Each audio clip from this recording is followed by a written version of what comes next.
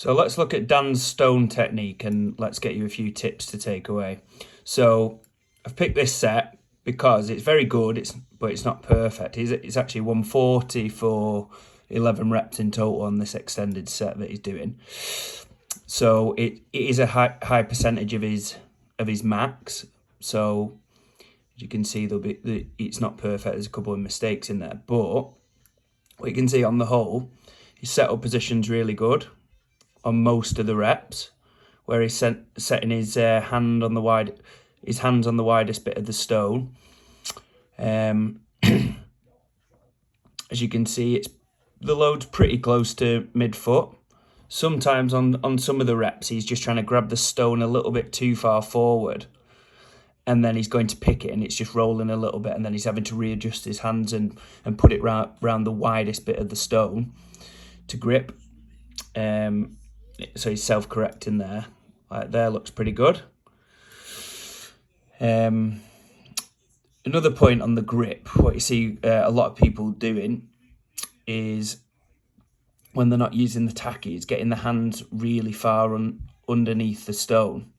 Whereas you can see with Dan's got quite a nice position there where he's not trying to get his hands really underneath the stone and putting himself at an even more of a deficit.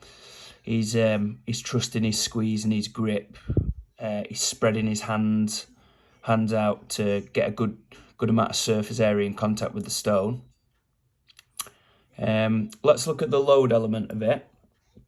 So a big thing that Dan's worked on and improved in the last year or so with stone loading is actually using the stretch reflex really well. So you can see here what he does here.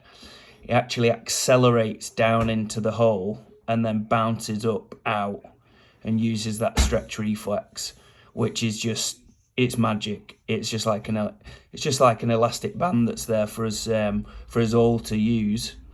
But what you see with a lot of people, what they do is spend too much time at the bottom position of when they lap the stone, and they just kind of eliminate that kind of stretch reflex capability, which is just free gains. So for those of you who are doing who do squats, it's like doing a normal squat where you'll kind of bounce out the hole ever so slightly, comparing it to a pause squat. Obviously, your pause squat is significantly more difficult. So a lot of people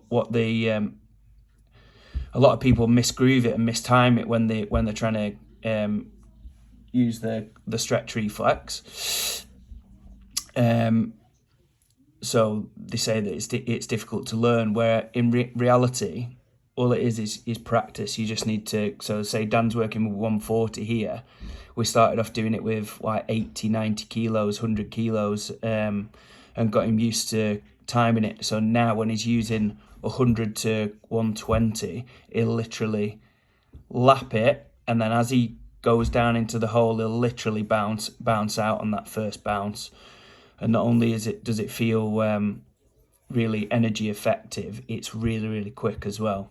So what you can do when you're trying to manipulate this variable when you're doing some heavier stones, which Dan does really well here, is he'll lap it, and then what he actually does here, little trick, is he comes up again.